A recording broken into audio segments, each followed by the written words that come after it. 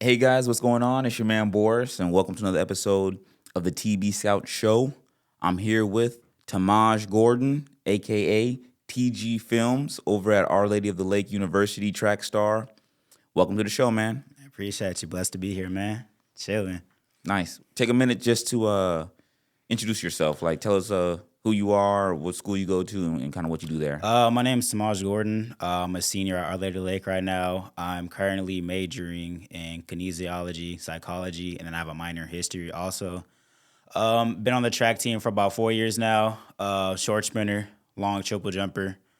Won some accolades, all conference in the 400, all conference in the 100, runner up in the 4x4, and then I'm a conference champ in the long jump and the triple jump as well.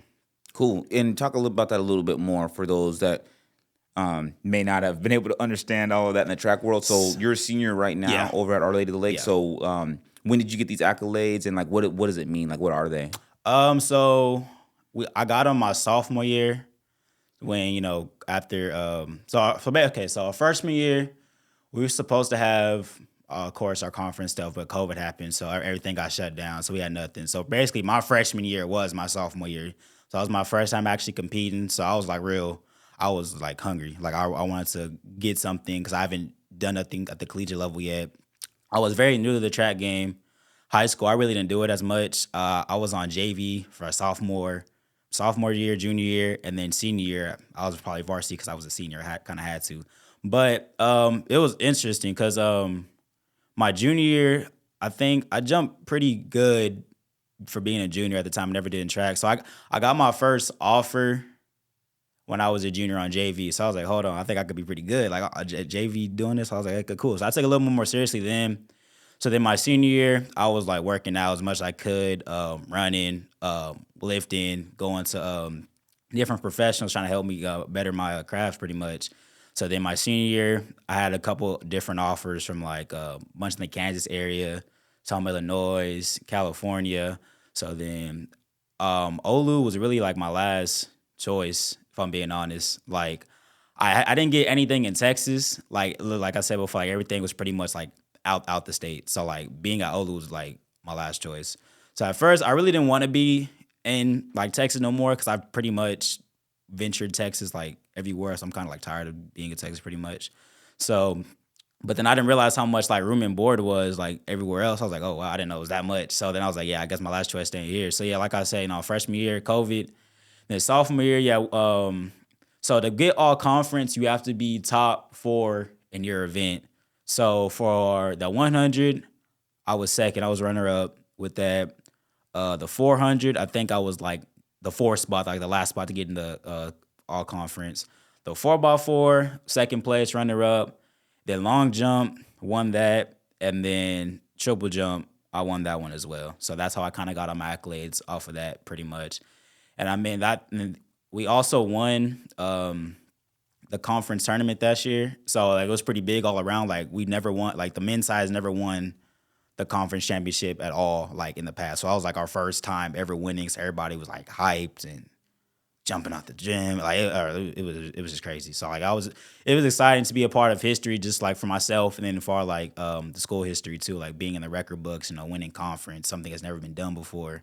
So, but I mean, we're still looking to grow, develop, get better as we go. Because last year we were supposed to win last year, but it was just kids at semester, just grades. I mean, they just failed out, so it was kind of like tough. Like we didn't have the depth that we had, I guess, our sophomore year, so everybody kind of failed out. So we were kind of putting people on whatever, just trying to get points to win. But we ended up winning. Then we got, I went to like second. I think we only had like one sprinter, three jumpers, and like a couple people across country, which is not much. We got second. So this year, we're really hoping to get in our conference championship back to the school. Cause I think our roster right now with men and women, we're about at like 70 kids. So it's pretty loaded. Like we got people who are doing stuff in like everywhere. We got throwers, jumpers, sprinters, like, and they're pretty legit too. It's like everybody in our team could pretty much compete on like the national level. Like it's insane. Like it's probably like the most talented like we've been like ever. So I'm excited to see how this year plays out pretty much. Nice. And like I was kind of saying earlier, track is one of those sports that doesn't really get as much like exposure as like basketball or football. So it's interesting to see, athletes putting in that work, and you guys go through the same successes and struggles that the other sports do as far as like getting offers and stuff like that. So that's pretty cool, man. First off, where did you go to high school at? I went to Stevens High School. Okay, Stevens High School right here in San Antonio. Yeah. And then you said you got your first offer your junior year when you were on JV. Yeah. Like that's pretty crazy. Like that would never happen in basketball. Yeah, like in the basketball, in football world, like, yeah, if you was on JV, like no as a chance, junior, you yeah. ain't gonna get no offer. Because I think with track, it's also different because, some colleges want you to hit like certain times. You got to run this fast. Basketball, I think it's a little different because, first you got to like match up with the team's personnel, character, and of course grades like every sport. Your good grades, pretty much good for that. But track, for the most part, like if you hit the times, hit the standard for that college, they can give you an offer right then and there. How much, that it varies on that, but they can get an offer right then and there. So I think what stuck out for me, because so prior to that, I was actually in like basketball. Like I never thought about track. I started playing basketball 7th grade year all the way to my junior year. So my 7th, 8th grade, and 9th grade year, like I was on B team. Like I was never on A team. I was just there to be there. Sophomore year, didn't make the JV team. Junior year, made the JV team, but I was like, I really didn't have the same love for basketball anymore after I found out like I was this good in track or whatever. So I was like, I kind of ditched basketball off to the side. So now I'm doing track. And I got my first offer on JV. I was like, hold on, this is kind of crazy. So I was like, yeah, I don't think I'm gonna do basketball anymore because I spent like half my life just basketball, like in the gym for hours, sweating outside when it was hot, playing basketball. I was like, I don't know. And then I got older in high school. I was like, damn, he like 6'6", 6'7", playing basketball. I couldn't do it. So the track, and thing about track, size doesn't really matter for the most part. It helps in some events, high jump, 400, 800 type events, but like it doesn't really like determine much. Like basketball, if you see a whole bunch of like 6'10", 6'11", 6'9", it's kind of like you got a little intimidation factor if they're good or not. That's another story, but it's like, it looks good on paper, on the rosters, like the college level, high school level, it looks good.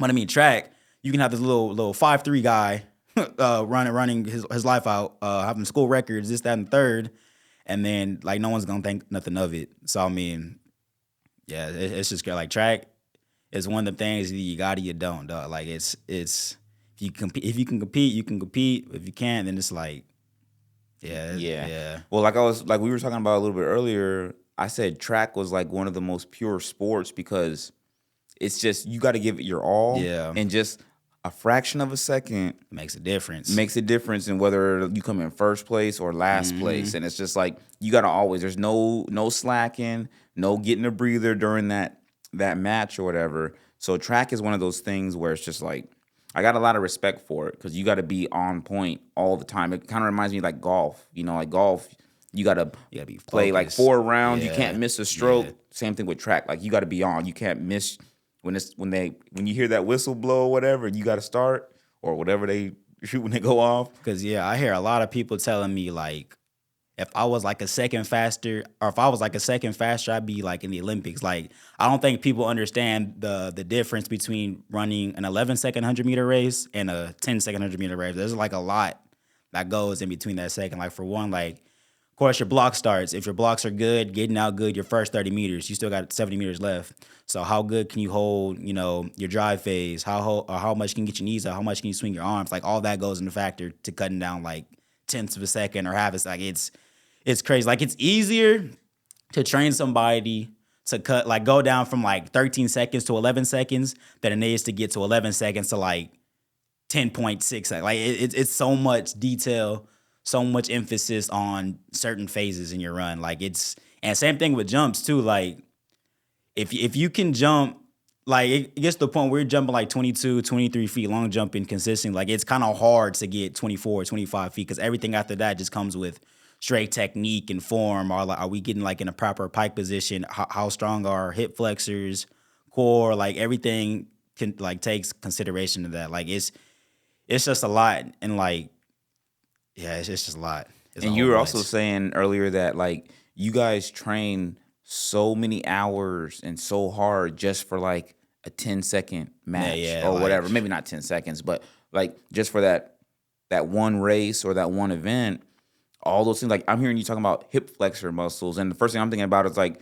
those weird pieces of equipment in the gym where you see people like working on their hips and stuff, and you're Yeah. like, man, what are you Yeah, doing that see, stuff like for? you're like, what the heck? It don't Yeah. make no sense. But then when you hear you like every little muscle group, Like your glutes, hammies, hip flexors, core, a little bit. Like it's a lot that goes into it. Like shoulders, how relaxing you keep like your face. Pretty much, you're not tensing up in your shoulder. Like it's a lot of like scientific stuff behind that no one thinks about. People just go and just run, chuck, run. It's like football players, they run just all like tight and swole, but like you have to relax, just trust your blocks, trust your legs. You gotta just trust everything that's been like your workouts in the past 5-6 months. Like working out for like a year just to run like a 10-second, 11-second race. Like it's crazy. Like you might think is like why at a point, but it's like everything that you do helps for the next thing you do. Pretty much, like you can't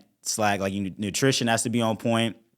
You got to be working out often, running often, doing a whole bunch of stretch. Like stretching, I think is the most important thing because people don't understand how much muscle you need to actually run. Like how much flexible injury prevention and everything like that. It's just a lot that goes into running that people don't understand. so talk to us a little bit about like a typical day or week for you and like what you do to maintain your body. And mainly I'm talking about like on the fitness and nutrition. Like what does a typical week look like for you as a collegiate track athlete? Like how often are you guys working out? And then nutrition wise, like how do you handle your eating? So let me give you like a week schedule. So Monday, so this past semester, Monday, I would wake up pretty early in the morning, eat breakfast, little cereal. My first class Monday was like 9 a.m. to like 9:50. And then I had another one from like 11 to 12:15. And right after that, we had practice from 12:30 to about 3. So like that Monday practice, it's pretty much like endurance, fitness. So I'll have about like 6 200s, but they're all in like a minute rest. So like it doesn't seem that bad because they're all in like the 200s are like in like 26, 27 seconds. But it's like a minute rest. So like once you're done, you gotta get back online again, and then again and again and again. So that's what makes it a little bit hard. And then as far as like the nutrition part, you rather practice, do a little protein shake. I have like chicken, broccoli, rice. So that's pretty much what I do every day. Sounds good. Yeah, that's pretty much like the go-to meal: chicken, broccoli, rice. And then come Tuesday, got another class. Can't remember the time. 9:30 to like 10:45. Practice from like 11 to 1. And we'll do more of like event specific stuff like hurdles, do some hurdle stuff, throws, do throws, jumpers. So we do a bunch of like resistance band training because like if you can move fluidly through like resistance, then like without resistance, it's gonna be natural at that point. So we do a bunch of resistance band training. We do a ton of core. Like I say, we do like 500 things of core every day. Like it's crazy. Yeah. We do a whole bunch of form and technique stuff, a whole bunch of like pop-ups into the sand, a whole bunch of block starts, 3-step approaches, 5-step approaches, broad jumps. Then Wednesday is kind of Wednesday depends. Wednesday we might have a little off day. If not, then we're like upstairs in our what we call our UAC. It's like a little all like athletic building pretty much. So we'll go upstairs, do like jump rope stuff, more resistance band stuff. We'll do like hurdle hops with weighted vests. We'll do battle ropes, med ball stuff. Like, it's a lot, and we haven't got to Friday yet. Thursday. That's more depends. I would say it's more of our speed day. Do a bunch of short stuff. We'll probably have some 150s. Some 80s, some 60s. Like it's real like reactive speed training that day, so it's nothing crazy. And then Friday we do a thing. It's called our 2-lap test. How fast we can do 2 laps. Pretty much we have to run on 3 minutes, so it's kind of like a little another fitness assessment. So yeah, every like 2 weeks or so we'll do that to kind of see like how far we progress. Cause I know when we first like with the first we did like back in August, like it was brutal. Like I don't think barely anybody hit under 3 minutes for the 2 laps. And I guess it seems like a long time, but when you run it, it's crazy. So yeah, we do that like about every other Friday or so. And then yeah, the classes, it's just a lot. It's a lot. Yeah. Yeah, that's. I mean, that sounds so. Basically, you're doing some type of like fitness, athletic training, like 5 days a week, Monday through Yeah. Friday, and then even on your off days, like Wednesdays, they're not really an off day. It's just more like you just maybe do something a little bit different. Yeah. So basically, fitness, 5 days a week, and then as far as the nutrition, I don't know how it is at Our Lady of the Lake, but I know at UTSA where I graduated from, we had like a meal hall and there was like a meal pass that you had. Is that the same type of thing over Well, there? we Or? got like a little calf. Like it's pretty much open to everybody. You can have a little meal plan, or you can pay with your actual money. Whatever they have that day, they'll have like like Chipotle style, like burritos, stuff like that. They'll have like wings, steak. I mean, some is nutritious, some is just like free game food. Mm-hmm. But there's not really like I would say a nutrition station. Like it's pretty much just You got to put your own thing in. But yeah, if, like you said, if you can get some baked chicken, yeah. get You some can get rice, some, get yeah, some yeah. broccoli, is that what you usually do? You eat a lot of food out of the cafe, or do you like make your own stuff? 50-50. Like sometimes I'll bring the chicken broccoli rice from home. If not, then I'll get stuff from the calf, like the little burritos, chicken, rice, and that, and just eat that pretty much.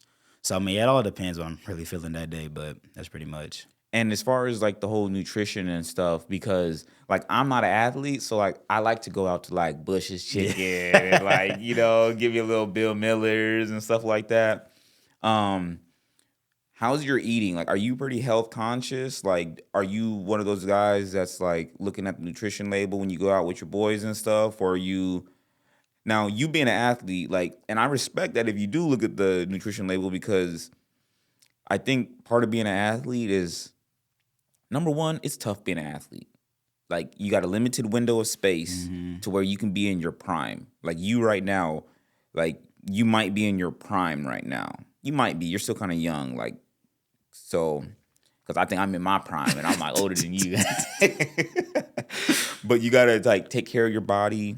You gotta make sure that you're in like peak optimal condition. So is that something you're always thinking about right now as you're still like kind of like developing as an athlete and stuff, or you kind As of far as nutrition, like if I'm being, I really don't look at like nutrition values and labels and stuff. But I mean, throughout the week, I do eat pretty healthy. Like the good chicken, broccoli, rice, eat some cereal, some eggs. Eat like every Saturday or Sunday or so, I'll have like something crazy, like a little cheat day or something. But like throughout the week, I'm pretty healthy, so I really don't worry about nutrition values, stuff like that. Like it's not yet, at least. But I feel like I'm at a pretty good point, like fitness wise. Like I don't feel burnt out as much as I did before. Cause I think like I want to say like in high school, I was eat like I had like a bag of chips like every day. Like it was bad. Like to the point I could like in high school I just like strictly jump. Like I couldn't run for nothing. So like I strictly jumped. So I feel like I didn't have to worry about it because I was just running on the runway like 60, 70 meters. I was fine. And then got to college, I was trying to do the same thing. My freshman year, I was like, oh yeah, I can't do this. Like I was sluggish. So like, I stopped, like kind of gave it up like freshman year and then started eating like somewhat better. And then after like I progressed on at college and I started eating like better and better, left more like the junk away. And I feel like fit perfect right now for right now, but I don't know. nice. Um, I kind of want to just go back before I forget to when you got your first offer um back in high school as a junior. I want to take a minute to just talk about what your recruiting experience was like. So you got an offer when you were a junior in high school. Um, you said some other out of state schools kind of reached out to you. Our Lady of the Lake, they reached out to you Hmm. eventually. So what was your recruiting like? Did you like, and what I mean by that, it was like, did you go on any visits? How was the recruiting? Was it just like an email that says we want to make you an offer? Was there phone calls So involved? my first offer was Kansas Wesleyan, somewhere middle of Kansas. I don't know where exactly it's at. So the assistant coach, I guess he found my Twitter, reached out to me, said like, "Hey, I've seen your times, da da da da. Your grades are really good academically. SAT score is pretty good." Gave me his number. We started talking about things. He started talking to me about like the campus. So I didn't really go on like up to Kansas see the score. That he just like told me about it, like things I wanted to hear pretty much. So I guess like a couple weeks later, he gave me a little offer. How much it was, I don't remember, but he offered me from there, and that was pretty much it. That's how like most of them. Like the only one I actually went on a visit to was Our Lady of the Lake, and eventually could have been there, of course. But everywhere else, like it was just a bunch of like verbal actions. Like I'll give you this much, da da da da. That was pretty much it. So I know when I got my first offer, like I was kind of feeling myself a little bit because I don't think prior to me, like I don't remember. I don't think there's like anybody who's like gotten offers or committed anywhere from like track at my school. So like I was kind of like a big deal because the coaches were kind of like making it a big deal too. Because like my school was mainly like a football, soccer, baseball school. So like if anybody in like basketball, tennis, track, like got an offer, like it was a big deal. So like I felt kind of good. So I came, when I got my first offer, I came to practice feeling a little swagger, little thing. Came to the meets feeling good. So I feel like I was more confident once I got my first offer because I feel like all my hard work's paying off. Like it's finally getting noticed. Like and for me being on JV, so it's like this varsity year is gonna be pretty good. So yeah. The recruiting process it wasn't like the typical like go here, they'll sit around. Like it was a bunch of like, just like verbal talk. Got a bunch of emails, got a bunch of texts. Coaches follow on my Twitter. Like some coaches still follow my Twitter to this day and like and comment on what I have. So Do you think is it just you like back then were you posting on Twitter? Like how do they know about you? How do they see you? Do they have videos of you? So Like so I did two things. One thing, there's this app called NCSA. So I did like I put all my like information, my name, everything like that, put videos, pictures and stuff like that. So some coaches found me up that way. And there it was to the point like I really wanted to go to college to run track like bad. So I know like on all colleges they have like this like recruit questionnaire form or whatever. So like colleges I thought I had a chance to go to, like I would fill that out. So like I would ask for your name, Twitter handle, high school coach name, email number, what school you go to, academics, extracurricular activities, what's your personal best in these events, your NCA ID, NAI ID, stuff like that. So I was being realistic, so I didn't do any Division I school. So I was like, yeah, I'm gonna be honest, I'm not a Division I type of guy. I'm not gonna go D1. D2, I was a little iffy. So I did a bunch of like NAI schools, D2 schools, like literally every school in the country trying to like go somewhere because I really wanted to go that bad. so you went and like filled out those Yeah, recruiting like questionnaires. every time. So I had a So little, you put in the work. yeah. And that's good, man. Okay. So I had like a little template on my notes thing because like every questionnaire is like the same question. So I had a little the template on my thing, so I just copy and paste. But it was really like hours and hours, like literally every school in the country. Like I wanted to go. It was a matter of where. So I did that for like whatever. So I guess that's probably another reason why I got like half those offers. I kind of put my name out there too, but I mean I'll take it. But yeah, I mean the way it wasn't like the traditional go out, see this, that, and the third. Because I mean, most of the schools they were like NAIA schools, which I mean, it's still. I wasn't tripping. I just wanted to go somewhere. Like I didn't really care about the whole D1, D2 thing, whatever. I didn't care. I just wanted a place that was like affordable for me and like I had something I was gonna major in. Like if the team was like good or not, I didn't really care. I just wanted to run. Like I wanted to do something. Show what I'm capable of. Like I still feel like I had a lot of like growth, especially since like my first one was on JV. I was on varsity for 1 year. I still like there's more room to grow. So like I didn't care where I would go. I just wanted to go somewhere pretty much. Nice. Cool, man. That's good insight, to the whole recruiting thing. I think, you just shed some light that you got to put in that work. The recruiting's a little bit different than like basketball. I know basketball is like heavily video focused. Like you get highlights, you put highlights on Twitter, you put Yeah. highlights on YouTube or whatever. Send those to coaches. They watch your film. They invite you out for a visit Yeah. and go from there. You play like AAU events. Yeah. They can see you during live periods. So it seems like there's a lot more opportunities maybe for sports like basketball and football. With track, I don't see like a lot of track highlights or Yeah. videos. I And mean, stuff yeah, like some that. coaches like some coaches they're asked for like some type of film or whatever. But most of the time to look it up on like mile split and see what you did at this race, did at that race. Because I know how our coaches are like. They want you to be consistent. Let's you hit a good time one time, the next time it's like something crazy. The next time you're here. They want you to be consistent. And then another thing I know, like my coaches heavily look for is like academics. Like I know that's kind of like cliche, but like that's what's gonna get you the offer, like legitly academics. I know there's so many people they've wanted recruit like these all American type runners, like, but they just couldn't like their grades weren't that good really. And I know like since we're a private school, we can offer like academic and athletics, so it like makes a bigger financial package. So like if you don't get nothing academically, like it's kind of hard because the school is pretty. I think it's like 40,000 a year. Like it's pretty hard. So if you don't get nothing academically, it's like, why waste your time paying like 20,000, 30,000 a year, and then for what, at what cost? So yeah, I know they look for a consistency, and then whatever your academics are, like if they're good, then we can work with it. But if they're like bad, then it's like I'm not gonna risk anything for that and make me look stupid in the end because you failed out. So Yeah, no, you're 100% correct, man. I mean, when it comes to athletic scholarships, like there's big money in having good grades. And I think that gets downplayed sometimes because, like, hoopers, for example, they think like the athletic scholarship money is just all coming from basketball or the yeah, sports side, which you could have a big chunk that comes in from the sports side. But if you can also get scholarship money because of your grades academically, you can qualify for some other stuff. Like, that can help pay for a yeah, lot of cause stuff. sometimes if like you get enough academic athletic money, like most of the times you'll get refunded the money back, and you're pretty much getting paid to go to school. So it's like, why not take up advantage of those opportunities, like academically, athletically, and let's say you qualify for like FAFSA too, so like you can get more money back in the long run. So why not take advantage of those opportunities? Getting paid to hoop, getting paid to run, or paid to run track, getting paid to continue your studies. So it's like it's a bunch of opportunities out there. But I know like kids now, like they're more focused on just like athletics. Like it's hard to preach to academics when like I guess now it's a bunch of they trying like the whole goal is to go D1. Like I don't think kids understand like how hard it is to go D1. Like in any sport, like I feel like it's like a job D1. Like weight room.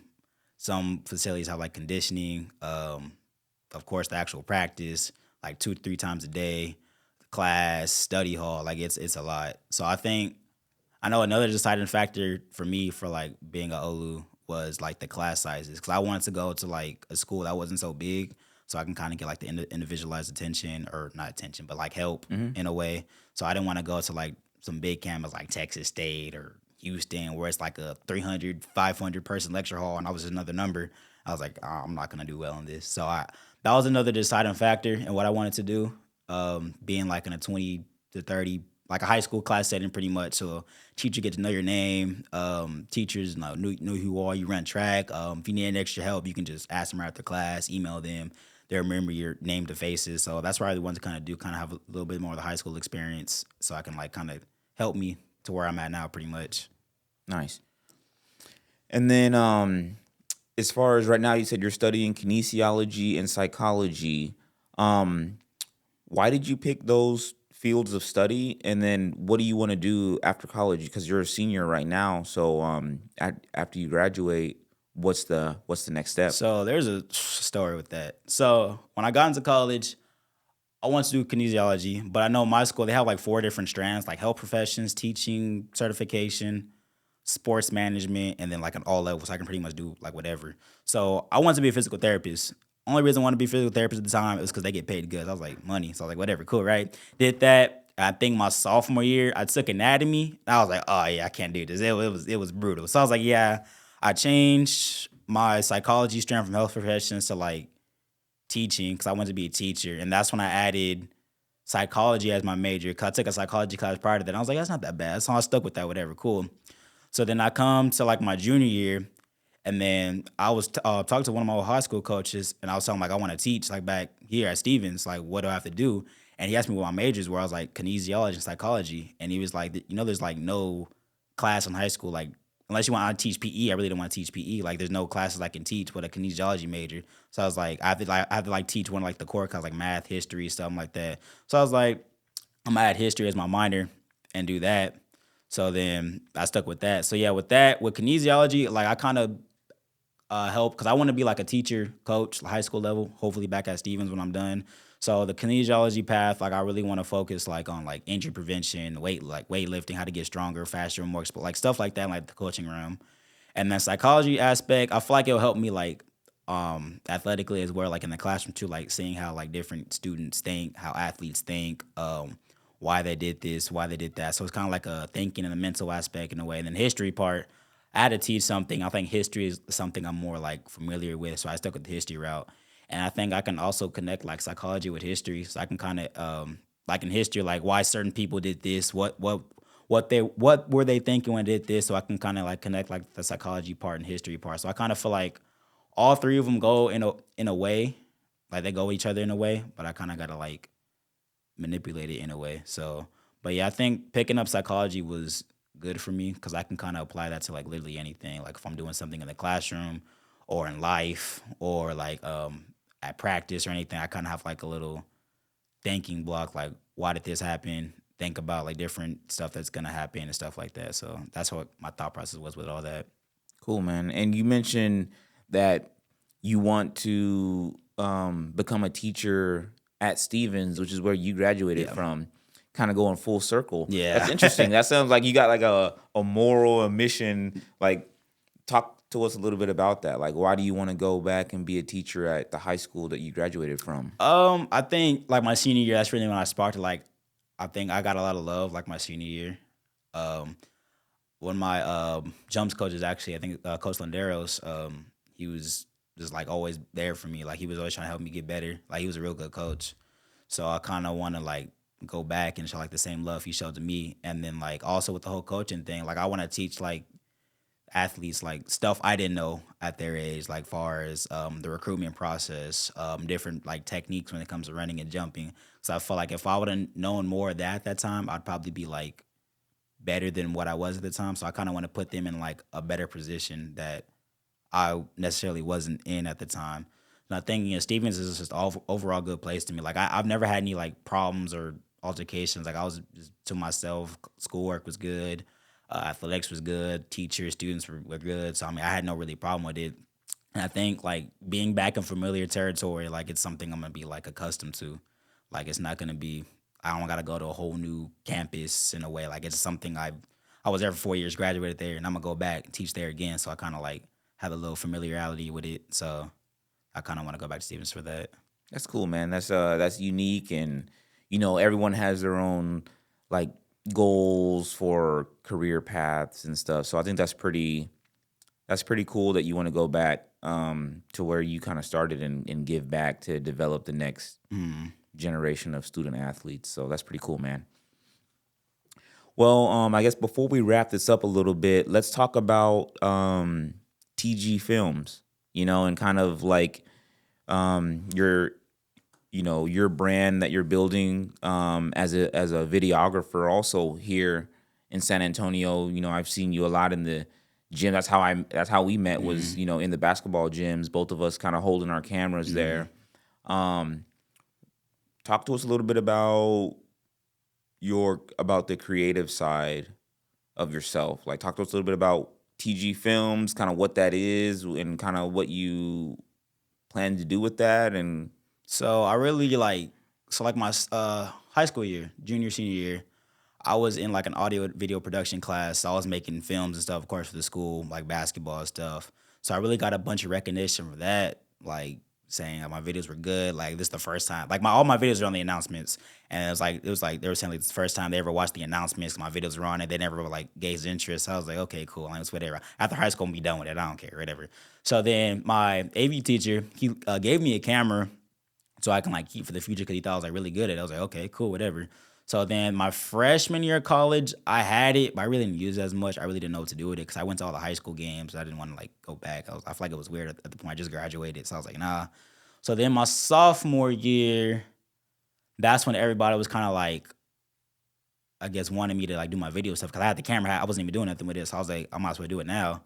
So then that's when I kind of created my TG Films thing. So TG Films is pretty much TG's my first and last name, and then film. So it was nothing crazy, just that. So yeah, I went to a whole bunch of high school games around the city, trying to get as much recognition as possible to doing this, that, and third. And I saw everybody, posting my videos, asking for videos. So I was like, oh, this actually might, be pretty cool. Like I didn't think it would be like this far. So yeah, I pretty much do them like high school level. Now, since I'm at Our Lady of the Lake, I do them for the school too. So I'm actually part of their media program over there too. So I pretty much do all the sports: baseball, softball, soccer, basketball, track, anything pretty much. So yeah, I mean the creative, spark. Like I don't know, like it. Some nights, like there's nights where I'm up at like 2, 3 o'clock in the morning, like and a random idea hits me. So I'm like, oh, that's not a good idea. I'm just gonna do that. And there's other videos I just kind of like wing it in the moment, and it looks good. So I was like, it depends, really. But yeah, I try to really go as much games as possible around the city, but it's kind of hard now because I mean I'm full time in school with track. But like my sophomore year, that was still like the COVID, so like we didn't have school in person, and we had practice like in the morning. So I had like the whole day to myself pretty much, so I can pretty much go to whatever. So yeah, I was trying to make myself real available to film. I go all the way like the Judson area to the Harlan area, and I go like Lanier, and then go Reagan, like all around the city pretty much. So I try to get my name out there as possible. Junior year, I think I really hit more recognition with that because I mean I think there's people asking me for like commitment videos, and I did a whole bunch of like Photoshop edits and stuff. So I did all that for them, and that's when I started working with the school as well. So and I think once I started making like my graphics and videos for the school, that's when like the official Instagram and Twitter page of my school, like it kind of like blew up even more. So I was like, hold on, this actually might be doing something.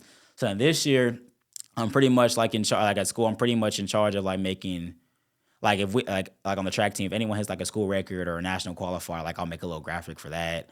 I'll take some pictures at meets and practice. I'll make like videos and stuff. Like I make little like videos like that. So we have like a whole little Instagram page, like Olu track page that I run. So like all the edits and graphics and stuff I make, and it's pretty much like the most I guess interactive, fun sports page at Olu right now. Cause yeah, what I try to do, like I looked at every team sports page and see what they did. Cause at the time I didn't know what I was doing at all. Like it's my first time actually running a sports page for the school. So I was like, I know what to do. So looking at everyone else's pages, I was like, I can make something better than this. So then yeah, I did it. And then next thing you know, man, everybody like follow like interaction on the page is like crazy. Like I think each post gets like 200, 300 likes. There's like 800 followers. Like there's a lot of recognition behind it. So I'm kind of like proud and like to see how my development grew with like the video and photography and graphic design stuff from like high school to the point like I thought I was gonna be done with it forever. Like after high school, I'm done. I'm not gonna do it at college. I don't know what I'm gonna do.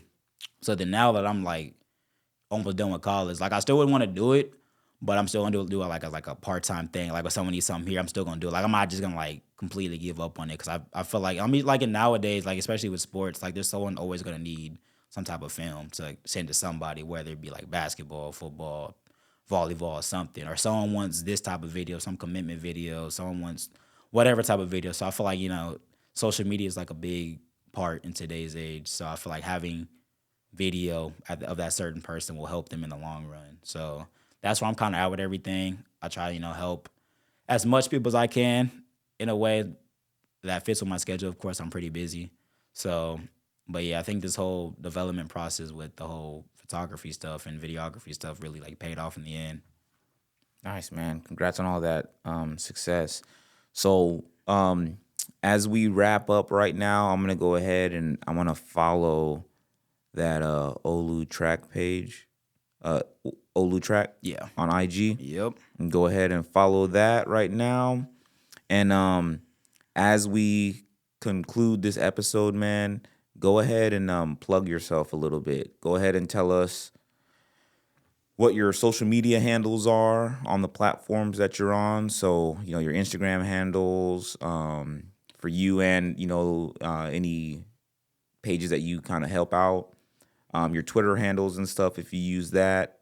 And then, yeah, and any YouTube stuff if you have. Just go ahead and plug all of your stuff so that people can go and follow you. Also, I don't know if you have merch or not, but you can plug that too. So take this minute to just kind of plug yourself for anyone that wants to go check you out and follow you.